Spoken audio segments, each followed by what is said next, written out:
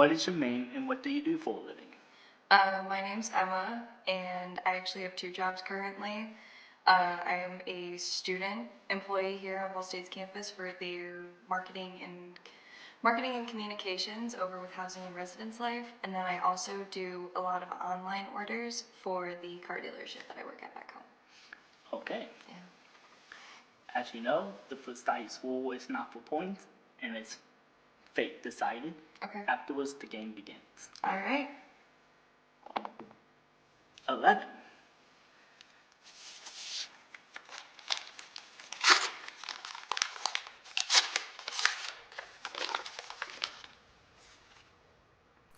What is your biggest pet peeve when others do it, but you also do it as well? So, popping fingers, like, I am perfectly fine doing it myself because I know that, like, I have a lot of pressure built up in my fingers, and so it'll happen. But if I just hear somebody, like, going ham and just popping every single bone in their hand, it's like grody. It freaks me out a little. Okay. Do you have ever the intention to stop, or it's one of those no? It's one of those things that, like, I know that I don't do purposely. Like, I'm not going out of my way to do it, but it does happen. And so I kind of just move past it when it does. But I'm not, like, sitting there in full blown, like, pushing them out, trying to actually make a sound. It's like pressure will build up in my thumb, I'll bend it the wrong way, and it'll pop suddenly, and then I'll just move on. Okay. I see. Anyways, the game begins. 19. Do you want to answer it or pass it off to me? I'll answer it. You'll answer it? Yeah, why not?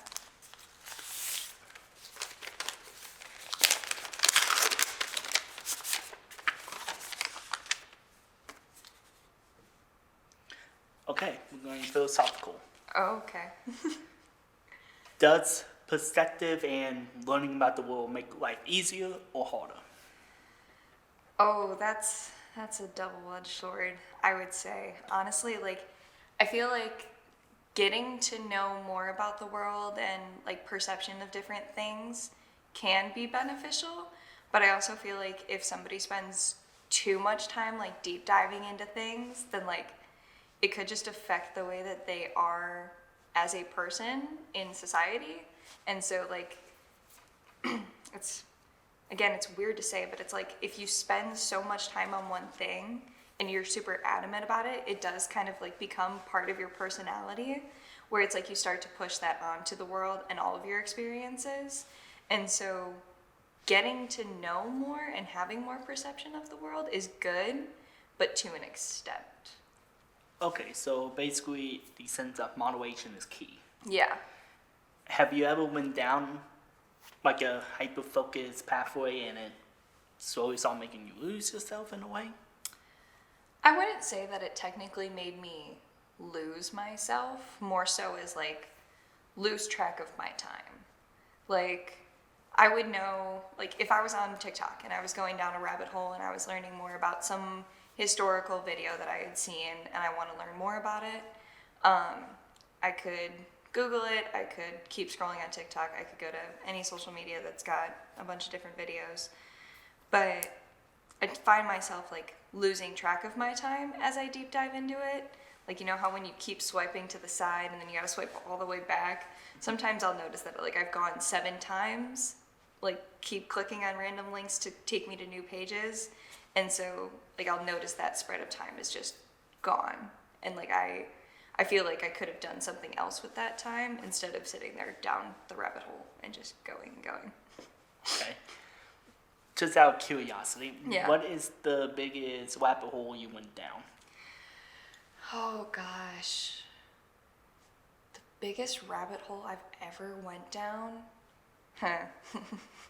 This rabbit hole technically lasted for like 4 years because I started looking into it when I was in like the 6th grade, and I really didn't even give it up until about freshman year. Like, I kept doing my research projects on it. I would spend my time looking into it. And even still now today, I still look into it, but the Bermuda Triangle. Oh, God. So, like, I just keep learning random facts about it, different things. And so It's like every time I see something new come up on my page, because obviously you talk about it once, it's always there. So every time I see something about it, I'll like rabbit hole down it for a little and then I'll come back. Okay. Yeah, just how being equal here. Yeah. The biggest rabbit hole I went down probably has to be the Titanic. Oh, yes. Yes. I've spent a lot of time looking into that one too. From 3rd grade to 10th grade. Wow. Yeah, I was obsessed about shipwrecks in general, but Titanic was like my main thing. For sure. If you asked me in 8th grade to make a drawing of it, I'd probably give you 4x4. Oh my That's gosh. how obsessed and focused I was on it. Interesting. And I don't know how many projects I tried to turn into Titanic. I remember doing a math project about the size of Titanic, and I was able to manipulate that into it. Interesting. But that's probably the biggest hole I went down. Yeah. Anything else you want to add before we roll? No. Let's roll. All right. 14. Do you want to answer it or pass it off to me? I'll pass it off to you. Okay.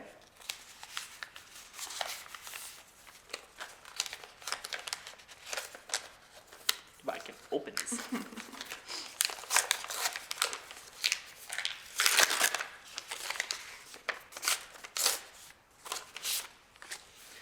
The question I have to answer is, what would you like to give as advice to those who are watching? Oh, okay. So I guess I have to talk to you for a second, audience. Again, I had a question really similar to this already. The advice I will give is just learn who you are. Take a year or two just analyzing yourself, looking at yourself in the mirror and just figure out your strengths, your weaknesses, your likes, dislikes, and take the time to do that, because the older you become, the more and more people are wanting to control you in some way or aspect. It could be just minute to half of your life you owe to them. Bosses, partners, etc. So learn who you are so you know what traits you can either adapt, compromise, or do hard no's, I'm not changing who I am. No. So that'd be my advice. Do I give mine? Yeah. Okay. Should I look at them? You can look at me or the audience. Okay. My one biggest advice that I've learned since starting college was it's never as deep as you think it is.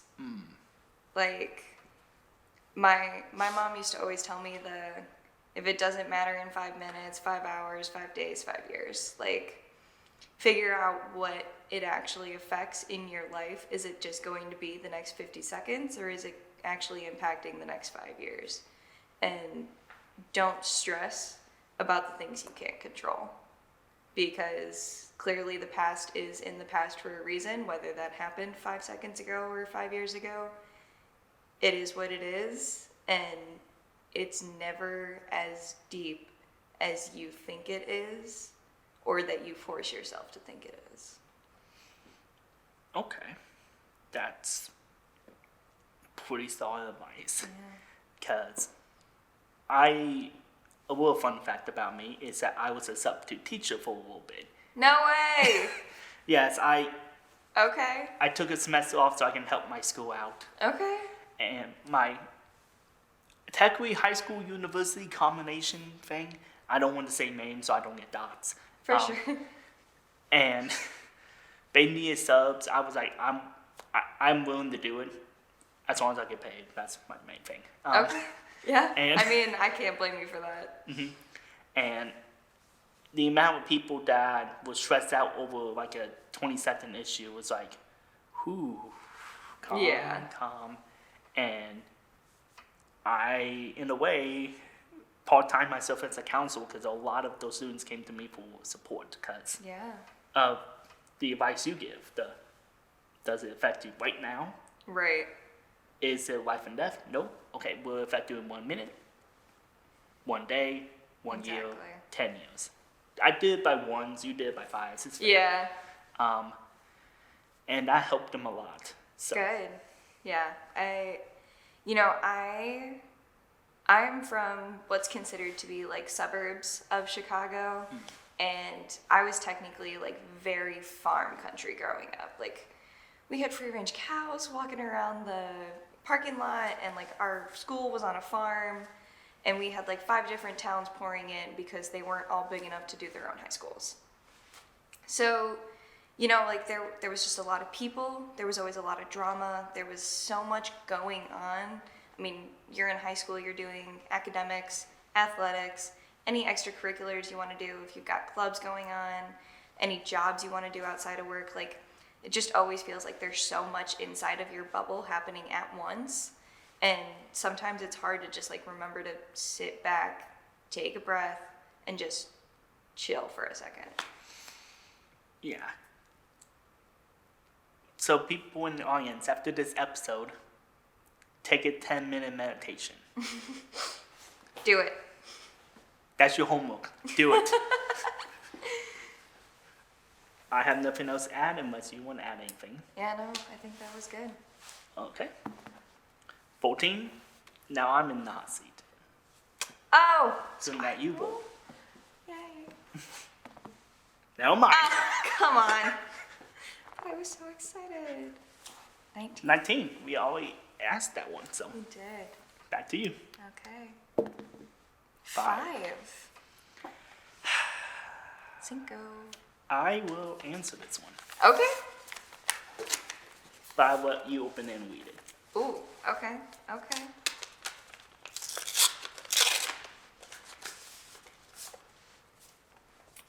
Ooh.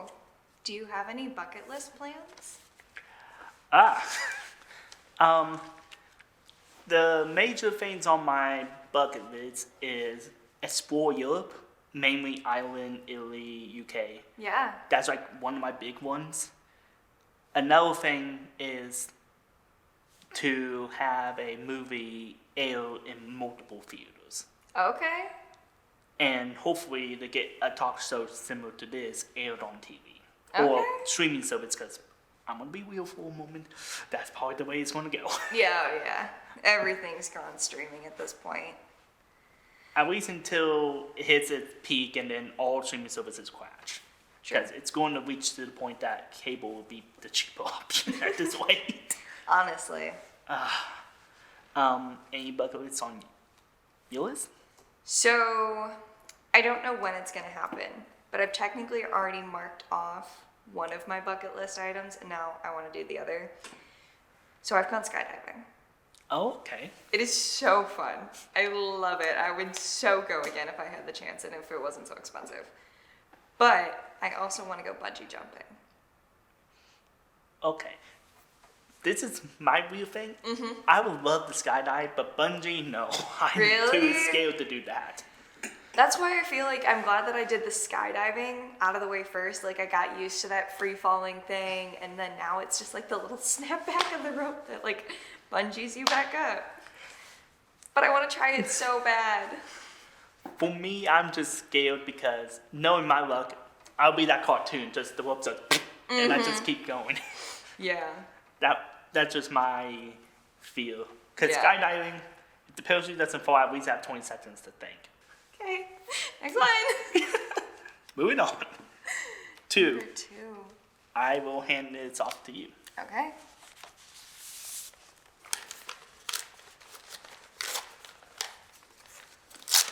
Of course. Yeah, just whip it.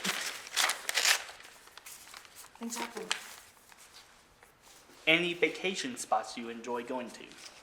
I want to say my favorite was probably like Flagstaff, Arizona, Grand Canyon area, Arches National Park in, I think it's Utah. I'm positive, yeah. Arches was beautiful. Just driving through mountains and seeing all of the different like formations that have formed over the years. And then specifically the archway where it was like a lock and key was just, I'm very nature oriented. Like, hiking is one of my favorite hobbies. I love photography outside. And so, like, any hiking destination, but specifically Arches, was stunning.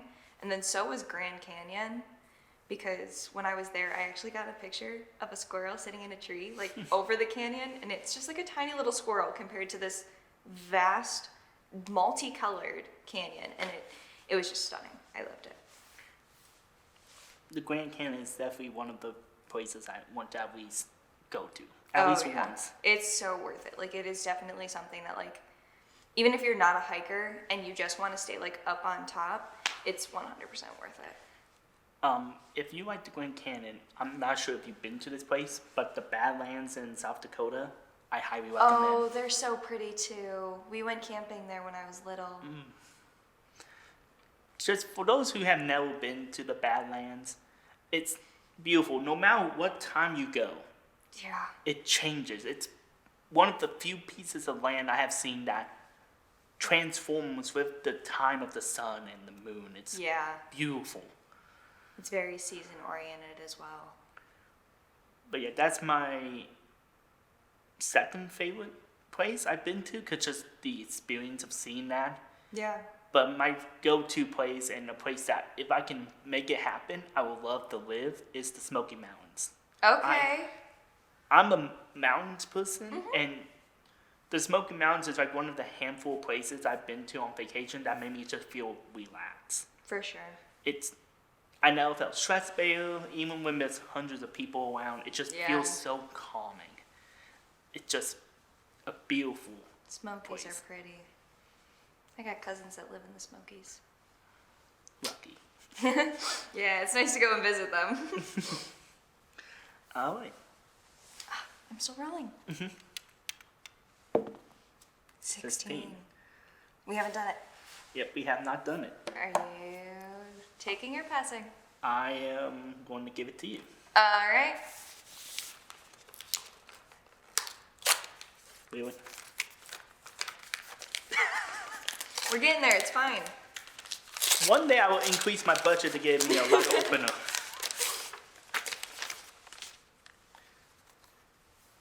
Okay, philosophical. Oh, okay. What is the best way to live life? Oh, wow. Unpopular take, selfishly. Selfishly. You can only control you. You cannot control what other people do, how they respond to what you do, how they choose to do their own actions. You can only control you. And so if it is something that's going out of your way but it makes you happy, go out of your way and make you happy. Like, there is so much going on in the world. You're consistently working. You're always having to do 40-hour weeks, or, well, depends on your job. But most of the time you're doing 40-hour weeks. Most of the time you're not always going to be exactly happy in the position you're doing. You're not always happy with the living style you have or your financial situation. You are not always going to be happy. So if there are those small things that you can afford to do, whether it's money or time, and you can afford to take any of those out of your life, do it. And if it is like setting a boundary with somebody, selfishly set that boundary. Protect your peace and your happiness, and worry about everybody else eventually when you get there. Like, I genuinely feel like it should be selfishly. You should live for yourself. Okay. Well, that is kind of ironic, because I'm the opposite. Oh, really? I am selfishness. Okay. My opinion on this is, while it's true that you can control your actions and all that, which is something I do my hardest on, Yeah. to me, being there for others when they need it Yeah. is a great way to help everyone out. For sure. And I'm willing to, depending on the type of situation mixed with my schedule, I am willing to drop things on a dime and go help someone out. Yeah. For example, I literally got done with a 8-hour film shoot after having an insomnia attack, so I didn't sleep for 36 hours. And one of my film buddies said a bunch of background actors bailed on him, and they needed someone within the next hour. So I got dressed, went right to that shoot with no problem, because I want to help those who are in need. That's just naturally who I am. Yeah. And unfortunately, it does make me a pushover at the end of the day. I've been pushed over a lot because I'm the nice guy. Right. But deep down, if you help others, more people can grow, including yourself. Which I do agree with. I do see that side of it too. I guess, again, the phrase double-edged sword comes back where it's like, I know that I am somebody who goes out of my way for my friends. Like, I keep my circle small because I have protected my peace that hard that it's like, everybody stay away except for these few people that I like. But, for those people, they mean a lot to me. They are some people that I see as family and who I will go out of my way for and I will do anything for. But that's because it also makes me happy. And selfishly, going out of my way makes me happy. So I guess it's kind of the idea of like that double-edged sword of where do you draw the line between doing stuff for yourself and doing stuff for others that still helps you live the life that you want to. Okay. Yeah, that's literally what it is. Yeah. In a way, we're both on the same side of a coin. Right. Like, I think I've learned in that sense of like being a pushover, in a sense to be like, hey, here's my boundary. I have way too much on my plate right now, and I know some people who can help you over here, but I'm not in a position. So go talk to them. I'll be here in a few hours and we can talk then. But then it's also at the same time where it's like, I really have to get this project done, but my friend also really needs her photography shoot done and she asked me to be her model. Like, yeah, I'm gonna go model for her and I'm gonna help her get that assignment done because I know that the whole editing and captioning process is a lot more time consuming than the essay that's gonna take me a little bit longer. So it's very judgment based or personal discretion, whatever. But I think again, it's just like that choosing to do what you want to do because it's something that you actually want and not because you're forced into the situation out of compliance. Okay. You want to add anything else, or you're good? I'm okay. Okay. 2. We already asked 2. All right. Passing it back. 12. We have not done. We have not done 12. You want to answer it or pass it off to me? I'll pass it. You pass it? Let's see. Okay. What wisdom does Wyatt have? Not a lot. All things considering. I will go there. What question do you wish more people ask about you? Oh, God. That's a 12? What was I thinking? That's more of a 15, Wyatt. Come on. Probably, instead of the whole, how are you doing, more of, are you okay? Okay. Okay. Because how are you doing is kind of autopilot for me because everyone says it. Yeah, it's a basic greeting. Yeah, and it just become autopilot. Well, are you okay? Not a lot of people have asked me, so it'd be more of a, just one of those reflectors. Yeah, for sure. I think are you okay compared to how you're doing also expands the conversation for like larger vocabulary. Mm-hmm. Not saying that like you can't have a large vocabulary and answer how are you doing with like, oh, I've been good, but this is going on. But like, I feel like are you okay kind of takes more of that deep dive into like well-being and like external factors. And so it kind of opens that conversation a little more. Okay. Anyways, time is up for the game. Okay. Let's tally up the points and see who wins. Awesome. After tallying up the points, you won the Sweet. episode. So now, as punishment for losing, you have a choice.